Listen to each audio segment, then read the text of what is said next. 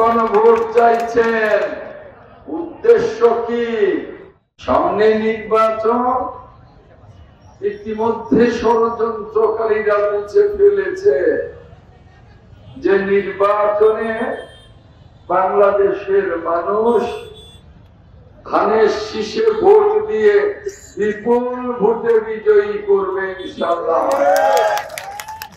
এতে ষড়যন্ত্রকারীদের আতঙ্ক সৃষ্টি হয়েছে, তারা যাতে নির্বাচন না হতে পারে সেজন্য দেশি এবং বিদেশি ষড়যন্ত্রকারীরা গভীর ষড়যন্ত্রে মত্ত।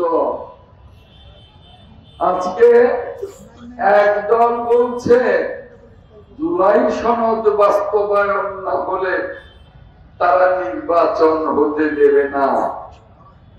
জুলাই সনদ বাস্তবায়ন করতে হলে তো সংসদ লাগবে, নির্বাচন ছাড়া সংসদ হবে কি করে? বসুন্ধরা টিস্যু, অশুদ্ধতার বিরুদ্ধে এক বিন্দুও ছাড় নয়। একদল বলছে গণভোট চাই নভেম্বরে।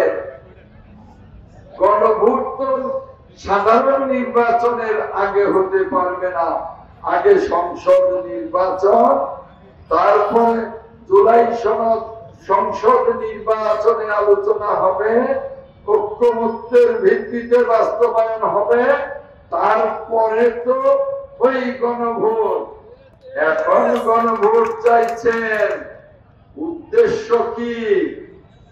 আপনাদের উদ্দেশ্য যে ভালো নয় এটা তো স্পষ্ট, কিন্তু স্পষ্ট করে বলতে চাই, ষড়যন্ত্রকে নস্যাৎ করে বাংলাদেশে জনগণের ভোট অনুষ্ঠিত হবে ইনশাআল্লাহ।